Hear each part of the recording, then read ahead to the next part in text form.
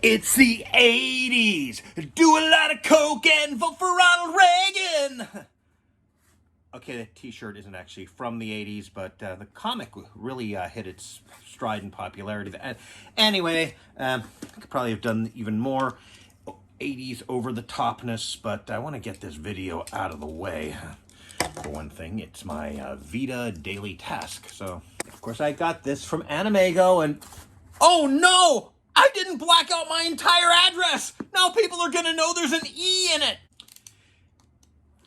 This is, of course, well, I mean, it's in the title, right? Which is good, because hopefully the title will mention which set it is, because I don't remember offhand. Here. Ooh, let's remember to do this in a way that... Megazone 2-3, and you can see that they even wrote out 2-3, so nobody's going to accidentally call it 23, except they're totally going to do that, but this time they'll be even more stupid when they say it. And, well, we see here we've got the Blu-ray and the art of Megazone 2-3. Guess we'll look at the artwork here. It extends to the... and the tech specs. Yeah, I'll probably use a fingernail. Some of them are still not... Let's see.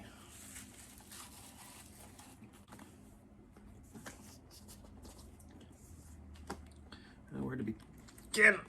Ah! Okay, just white in there.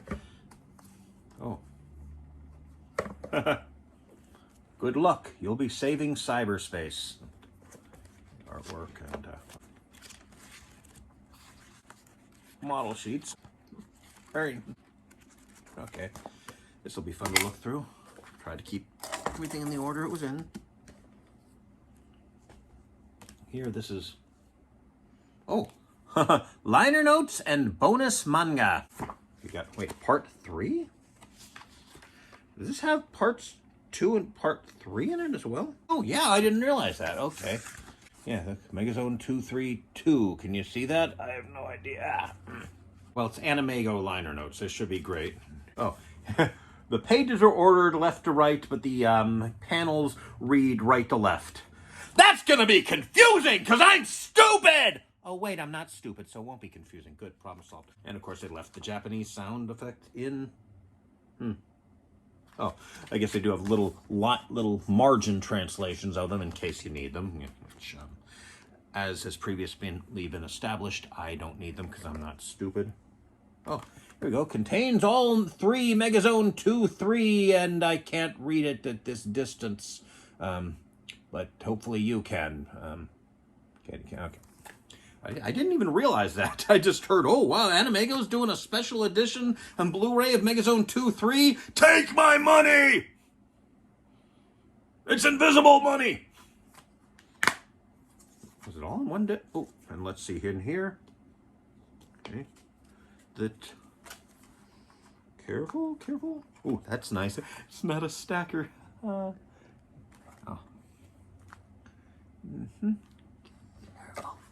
I think it is reversible. Yeah. We got here, or we could do it here. Well, I think for now I'll leave it like this. Oh, just noticed something. Second disc. So here, let's see what else. I think this is a sticker. And here, I think this is a poster. I'm gonna put this disc back first. Hope that fits there. And here, and I think this has all the names of the people who donated to make this a reality. I'm not one of them. I'm bad. I'm a bad person. I'm a bad otaku. Oh, the disc I took out was actually disc 2. This is disc 1. Interesting. Well, I guess, yeah, it would be on the left and just kind of hidden under the other stuff. So, ooh, neat.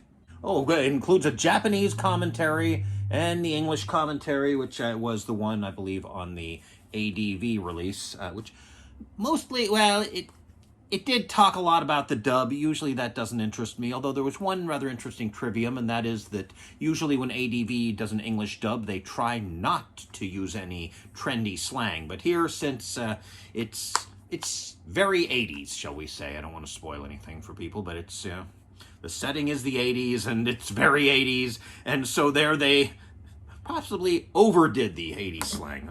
Some other problems with it. One is that instead of referring to the characters by name, they usually say, I forget the actress's name, sorry about this, like Susan's character and Jane's character, which I'm pretty sure neither of the actors' names are close enough. Or sometimes they even just call the characters Susan and Jane. I really should have checked. Record scratch sound. The names I'm thinking of are Hillary, Hog instead of Tomomi, and Monica, Rial instead of Eve. And they actually don't do it as often as I remembered. Most of the time they mention the actresses' names. It's saying that she had trouble screaming, or we had to do a lot of takes with her, or she was jet lagged. So it's actually, they actually are talking about the actresses and not the characters. But a few times they do the thing I said, but not really as often as I remembered, and so not really worth complaining about, but I've left that in anyway because, of course I'm going to complain about it. It's a dub! So I look forward to watching the extras and, eventually watch the actual thing. But, I've seen the actual thing, so that's going to have a lower priority. So, got to make some room on the shelf for this next. I'll have to check. I might put this one in this pile of stuff I'm willing to get rid of.